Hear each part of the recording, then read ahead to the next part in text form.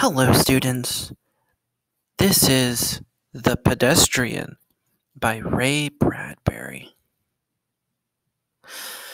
To enter out into that silence that was the city at 8 o'clock of a misty evening in November, to put your feet upon the buckling concrete walk, to step over grassy seams and make your way, hands in pockets, through the silences, that was what Mr. Leonard Mead most dearly loved to do. He would stand upon the corner of an intersection and peer down long moonlit avenues of sidewalk in four directions, deciding which way to go, but it really made no difference.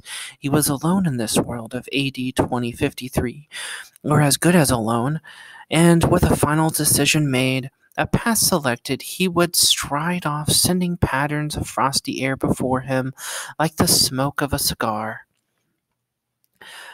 Sometimes he would walk for hours and miles and return only at midnight to his house.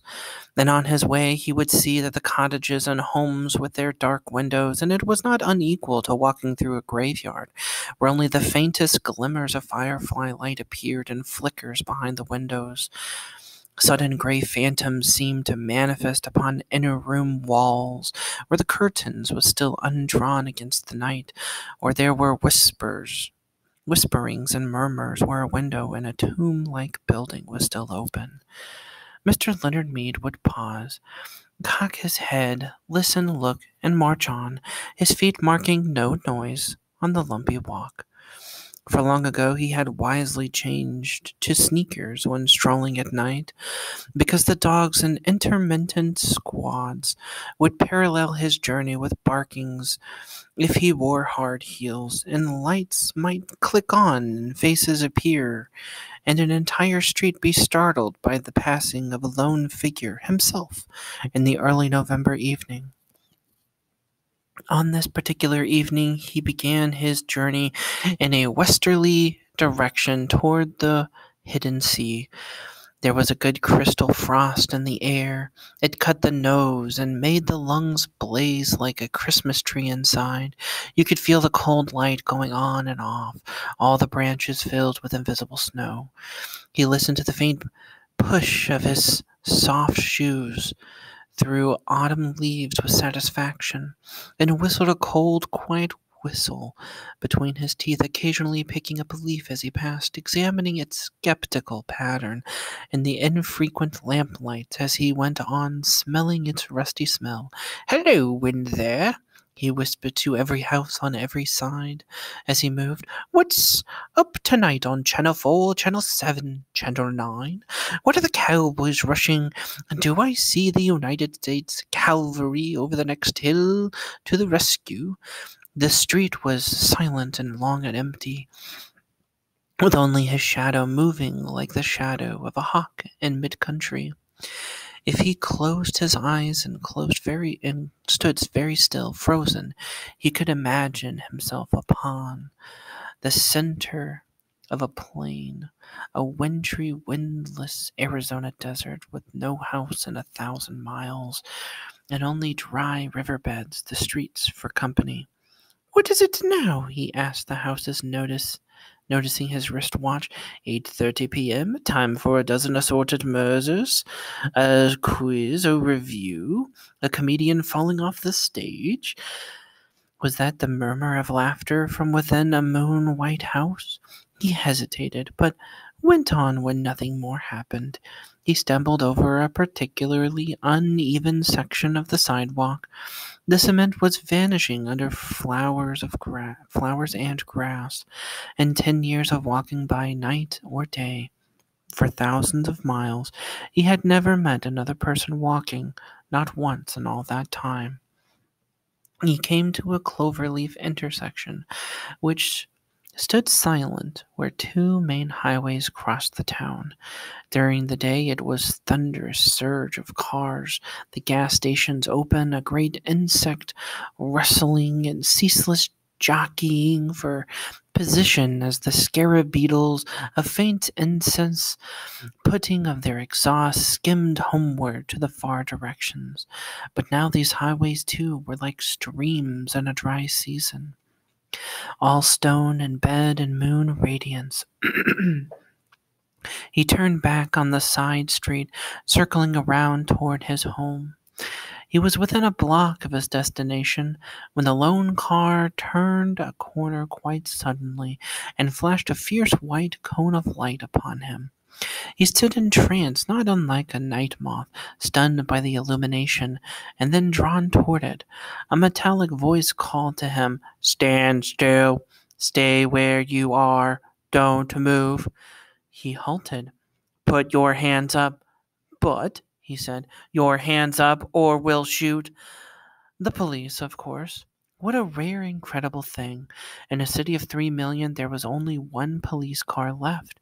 Wasn't that correct? Ever since a year ago, 2052, the election year, the force had been cut down to 3 cars to 1. Crime was ebbing. There was no need now for the police, save for this one lone car wandering and wandering the empty streets. "Your name," said the police car in a metallic whisper. You couldn't see the men in it for the bright light in his eyes. "Leonard Mead," he said. "Speak up." "Leonard Mead. Business or profession?" "I guess you'd call me a writer." "No profession," said the police car, as if talking to itself. The light held him fixed like a museum specimen, needle thrust through chest. "You might say that," said Mr. Mead. He hadn't written in years. Magazines and books didn't sell anymore. Everything went on in the tomb-like houses at night now, he thought, continuing his fancy. The tombs, ill-lit by television light, where the people sat like the dead, the gray and multicolored lights touching their faces but never really touching them. "No profession," said the phonograph voice, hissing. "What are you doing out?" "Walking," said Leonard Mead. "Walking?" "Just walking," he said simply, but his face felt cold. "Walking, just walking? Walking?" "Yes, sir." "Walking where? For what?" "Walking for air. Walking to see." "Your address?" 11 South St. James Street." "And there is air in your house? You have an air conditioner, Mr. Mead?" "Yes." "And you have a viewing screen in your house to see with?" "No." "No." There was a crackling quiet that in itself was an accusation. "Are you married, Mr. Mead?" "No." "Not married," said the police voice behind the fiery beam. The moon was high and clear among the stars, and the houses were gray and silent. "Nobody wanted me," said Leonard Mead with a smile. "Don't speak unless you're spoken to." Leonard Mead waited in the cold light. "Just walking, Mr. Mead?" "Yes." "But you haven't explained for what purpose." "I explained for air, to just see, and to just walk." "Have you done this often?" "Every night for years."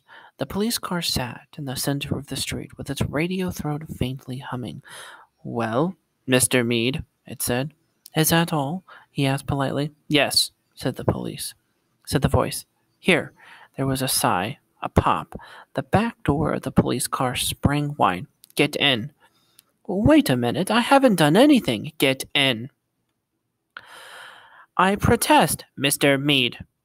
He walked like a man suddenly drunk. As he passed the front window of the car, he looked in. As he had expected, there was no one in the front seat, no one in the car at all. "Get in." He put his hands to the door and peered into the back seat, which was a little cell, a little black jail with bars. It smelled a riveted steel. It smelled of harsh antiseptic. It smelled too clean and hard and metallic. There was nothing soft there. "Now, if you had a wife to give you an alibi," said the iron voice. "But where are you taking me?" The car hesitated, or rather gave a faint whirling click, as if information somewhere was dropping card by punch-slotted card under electric eyes. "To the Psychiatric Center for Research on Regressive Tendencies." He got in. The door shut with a soft thud. The police car rolled through the night avenues, flashing its dim lights ahead. They passed one car on one street. A moment later, one house in an entire city of houses that were dark. But this one particular house had all of its electric lights brightly lit, every window a loud yellow illumination square, in a warm and the cool darkness. "That's my house," said Leonard Mead. No one answered him. The car moved down the empty river bed street and off away, leaving the empty street with the empty sidewalks, and no sound and no motion all the rest of the chill November night.